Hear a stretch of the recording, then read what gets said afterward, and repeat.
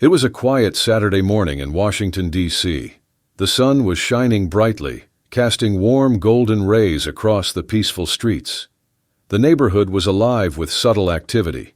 Children's laughter echoed from a nearby park, joggers passed by with steady strides, and the occasional bark of a dog added to the tranquil symphony. In this serene environment, Marcus, a black man in his late 40s, stood in his front yard. Dressed in casual clothes, he focused on tidying up the space, raking leaves, trimming bushes, and filling a trash bag with debris. He moved methodically, seemingly blending into the neighborhood. But for some, Marcus didn't blend in. His presence, despite being harmless, stood out to those who let prejudice cloud their judgment. Unbeknownst to Marcus, his quiet morning would soon be disrupted. Not because of his actions, but because of the assumptions tied to the color of his skin. Marcus had always been a man of purpose, a black man who had risen through the ranks to become a decorated police captain. He spent over 2 decades protecting and serving his community. His calm demeanor and unwavering principles had earned him respect among his peers and neighbors, though not everyone saw him beyond his skin color. Today, Marcus wasn't Captain Williams. He was just a homeowner enjoying a peaceful morning, tidying his yard. Across the street, Karen sipped her coffee, her sharp eyes scanning the neighborhood. A woman in her late 50s, Karen prided herself on knowing everyone on her block. To her, familiarity meant safety, and anyone unfamiliar became a potential threat. When Karen noticed Marcus working in his yard, her gaze lingered. "Who is he?" she muttered, setting her cup down. Her suspicion wasn't rooted in his actions. After all, he was only raking leaves and trimming bushes. But in the fact that he didn't look like most of the neighbors, Karen's thoughts spiraled. "He doesn't belong here," she whispered to herself. The color of Marcus's skin, more than anything else, made her uneasy. She didn't see a homeowner. She saw a stranger who, in her mind, couldn't possibly have a place in her tidy suburban world. Her unease quickly turned into certainty. Karen didn't consider asking questions or introducing herself. Instead, her assumptions solidified into a belief. Marcus was up to no good, and it was her responsibility to act. Karen couldn't keep her suspicions to herself any longer. She stepped outside, her shoes clicking sharply against the pavement as she marched toward Marcus's yard. Her gaze was locked on him, her expression a mix of unease and determination. "Hey!" she called out, her voice cutting through the stillness. Marcus looked up from his work, surprised. Karen stopped at the edge of his yard, arms crossed tightly. "What are you doing here?" she demanded, her tone sharp and accusatory. Marcus, though caught off guard, remained calm. "Good morning, ma'am. I'm just cleaning up my yard," he said politely, gesturing toward the rake in his hand. Karen's eyes narrowed. "Your yard? I've lived here for years and I've never seen you before." "You don't belong here," she snapped, her voice rising slightly. Marcus set the rake down, sensing the situation escalating. "I moved in last month," he explained. "This is my home." But Karen didn't believe him. To her, the sight of a black man working in this neighborhood didn't add up. Her biases clouded her judgment, fueling her belief that Marcus was lying. "That's a lie," she shot back. "You don't live here. Are you stealing something? What are you really doing here?" Marcus took a steadying breath, maintaining his composure. "No, ma'am, I'm not stealing. I'm just cleaning up my yard," he said again, his tone firm but calm. Karen shook her head, her frustration mounting. "I'm calling the police," she announced loudly, pulling out her phone. As she dialed, Marcus stood silently, watching her with a mix of disappointment and patience. He knew exactly why she was reacting this way, and it wasn't because of his yard work. It was because of the color of his skin. Karen's pacing grew more frantic as she spoke loudly into her phone, ensuring Marcus could hear every word. Her voice was laced with frustration and suspicion. "Karen. Yes, there's a man here who doesn't belong. He says he lives in my neighbor's house, but I know that's not true. He's black, working in the yard and pretending like this is his home. Please send officers quickly." Marcus stood silently, leaning against his rake, watching her with a mix of disappointment and patience. Her words didn't surprise him. They only confirmed what he already knew. Karen continued, her voice rising. Karen, he's acting like he owns the place, but I know everyone in this neighborhood. He doesn't fit in. What if he's dangerous? The dispatcher on the other end asked Karen to describe what Marcus was doing. Her response was as vague as her assumptions. Karen, he's raking leaves and trimming bushes, but that's not the point. I feel unsafe. Marcus sighed deeply, his calm demeanor contrasting sharply with Karen's agitation. He had seen situations like this unfold too many times before, where his presence alone was enough to make someone feel threatened. But wait. Before we move forward, don't forget to hit that subscribe button if you're passionate about addressing issues like bias and injustice. Together, we can spark conversations that lead to real change. Karen ended the call with a self-satisfied smirk. Turning back to Marcus, she pointed her finger at him. Karen, the police are on their way. Let's see how long it takes them to figure you out. Marcus, still calm, met her glare evenly. I'll wait right here, he said, his voice steady. He knew the truth would come out soon, but it didn't erase the frustration of being judged, once again, because of his skin color. Police cars made loud sounds as they came down the street, their red and blue lights making people look out their windows. Karen stood at the edge of Marcus's front lawn, arms folded across her chest, with a proud smile that showed she was pleased with herself. They're here, she muttered, glaring at Marcus. Now let's see what you have to say. Two officers stepped out of their vehicles, their expressions professional but cautious. One approached Karen while the other walked toward Marcus. Officer 1, Ma'am, we received your call. What's the situation? Karen wasted no time, pointing at Marcus dramatically.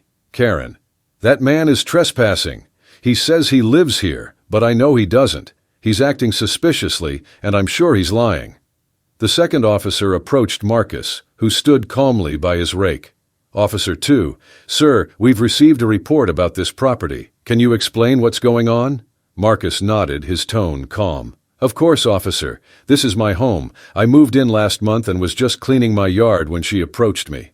Karen's face turned red as she interrupted. Karen, that's a lie. I've lived here for years and I know who belongs in this neighborhood. He doesn't.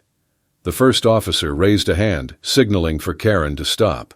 Officer 1, Ma'am, please let us handle this professionally. Turning back to Marcus, he added, Do you have any identification on you, sir? Marcus reached into his pocket, retrieving his ID with steady hands. Here you go, he said, handing it to the officer.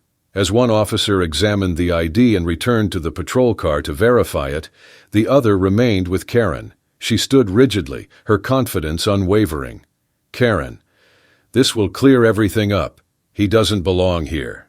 The first officer returned moments later, his expression neutral, but with a hint of unease. He handed Marcus's ID back with a respectful nod. Officer 1. Apologies for the inconvenience, Captain Williams. Karen's jaw dropped. Karen. Captain. What? She stammered, her voice trembling as the realization dawned on her. The neighbors who had gathered to watch whispered among themselves. She's in trouble now, one murmured. Karen froze, her face draining of color. The smugness she carried moments earlier evaporated. Karen. Captain. No, that can't be right. Are you sure? Her words falling apart as the realization dawned on her. Marcus finally spoke, his voice calm but laced with unmistakable disappointment. What exactly did you think, Karen? That I didn't belong here because of the color of my skin? Karen tried to defend herself. Karen, I didn't know. If I had known you were a police captain, I wouldn't have... Marcus interrupted, his tone sharp but measured. That's the problem. You shouldn't have to know my rank or my profession to treat me with respect. My being black doesn't make me a threat. The second officer turned to Karen, his expression stern. Ma'am, misuse of emergency services and racial profiling are serious matters. Captain Williams is within his rights to pursue legal action. Karen's voice trembled as she tried to respond. I didn't mean to cause trouble. I was just trying to protect the neighborhood.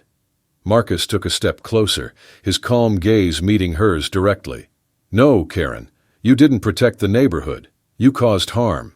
Your assumptions based on the color of my skin could have had serious consequences. Think about that.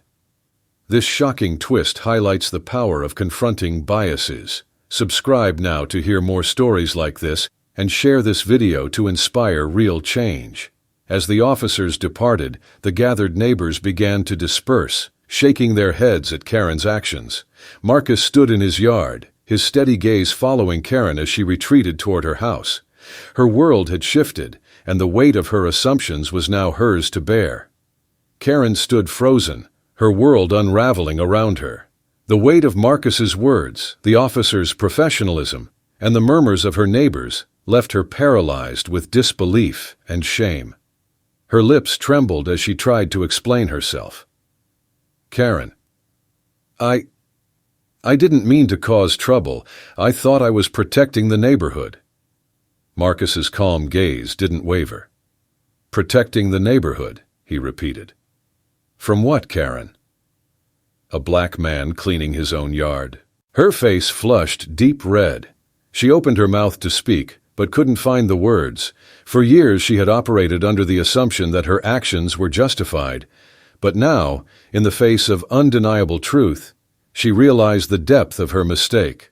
The gathered neighbors whispered louder. "She's always been like this," one muttered. "Someone finally called her out," another added. Karen's voice cracked as she spoke again. "Karen, I didn't know. I thought—" Marcus cut her off, his tone steady but piercing. "You thought I didn't belong. You assumed the worst because of the color of my skin. That's not protecting the neighborhood, Karen. That's racism." She lowered her head, unable to meet his gaze. "I was just trying to help," she mumbled, her voice barely audible. Marcus sighed deeply. "If you truly want to help, start by reflecting on your actions. Think about the harm you almost caused today, not just to me, but to yourself and this community. Your assumptions are what make people feel unsafe." The murmurs among the neighbors grew louder as Karen remained silent, standing alone in the middle of the street. Her excuses had no power here. For the first time, she felt the weight of her actions fully sink in. The tension in the air lingered as the neighbors began to discuss what they had just witnessed. Small groups formed on the street, their eyes darting between Karen and Marcus. "She's always been so quick to judge," a middle-aged woman whispered to her friend. "This time it backfired," the friend replied. A younger man stepped forward, addressing Marcus directly. "Captain Williams, I'm so sorry you had to go through that. It's not right, and it's not who this neighborhood should be." Another voice chimed in, louder and more resolute. "Karen, you've crossed the line this time," an elderly neighbor said, shaking his head. "This isn't about protecting anyone, it's about your own biases." Karen stood frozen, her gaze fixed on the ground. The disapproving looks and murmurs from the crowd pierced through her, each one chipping away at the confidence she once carried. Marcus nodded respectfully to the neighbors who had shown support. "Thank you," he said simply. "But this isn't just about me. It's about all of us recognizing and addressing the biases we carry. This neighborhood can only grow stronger if we work together to change." As the crowd began to disperse, some lingered to offer Marcus words of encouragement, while others walked away in silence, clearly deep in thought. Karen retreated toward her house, each step heavier than the last. Her actions and their consequences now laid bare for everyone to see. Days after the incident, Karen received an official notice from local authorities. It outlined a $10,000 fine for misuse of emergency services and a formal warning about her actions. The letter emphasized the seriousness of racial profiling and the consequences of her behavior. Sitting alone at her kitchen table, Karen stared at the notice, her hands trembling. For years, she had prided herself on being the eyes and ears of the neighborhood. Now, that role felt hollow. Her actions had brought shame, not just to herself, but to the entire community. Word of the fine spread quickly. Neighbors discussed it in coffee shops and online forums. Many agreed it was a wake-up call for the entire community to address implicit bias and its consequences. Meanwhile, Marcus continued his life quietly, focusing on his work and family. When asked about the incident, he replied simply, "This isn't about punishment. It's about growth. I hope Karen and everyone else take the opportunity to learn from this." Karen avoided public gatherings and kept to herself, no longer able to meet the eyes of her neighbors. Her once confident strides had turned into hesitant steps. The weight of her actions followed her everywhere, a constant reminder of the harm her assumptions had caused. As the sun set one evening, Marcus stood on his porch, gazing at the quiet street. The events of the past week lingered in his mind, but instead of frustration, he felt a sense of purpose. This wasn't just about what happened to him, it was a reflection of the biases that still existed within the community. Determined to create change, Marcus reached out to local leaders and organized a neighborhood meeting. The purpose was clear: to address racial bias, build inclusivity, and foster honest conversations. The meeting, held in the local town hall, was packed with residents eager to listen and learn. Marcus spoke calmly, recounting the incident not to shame Karen, but to highlight the importance of confronting implicit biases. "This isn't just about me," he said. "It's about all of us working together to ensure our community is a place where everyone feels safe and respected." Karen attended, sitting quietly in the back. She didn't speak, but her presence was a small step toward acknowledging her actions. By the end of the meeting, neighbors left with a deeper understanding and a commitment to do better.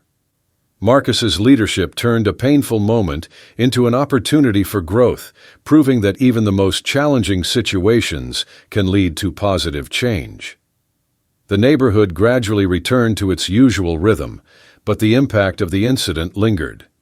Marcus stood on his porch one last time, reflecting on how a single moment had brought to light the importance of understanding and empathy. He thought back to his words at the community meeting. "Change doesn't happen overnight, but it starts with honest conversations." That message resonated deeply, not just with his neighbors but within himself. Karen's actions, though hurtful, sparked a larger discussion about bias and accountability. While she kept a low profile, her presence at the meeting was a small sign of progress. The community had taken its first steps toward growth, proving that even moments of conflict could lead to meaningful change. As Marcus stepped inside, he carried a quiet hope that his experience would remind others of the power of understanding. It wasn't just about him. It was about creating a better future for everyone in the neighborhood.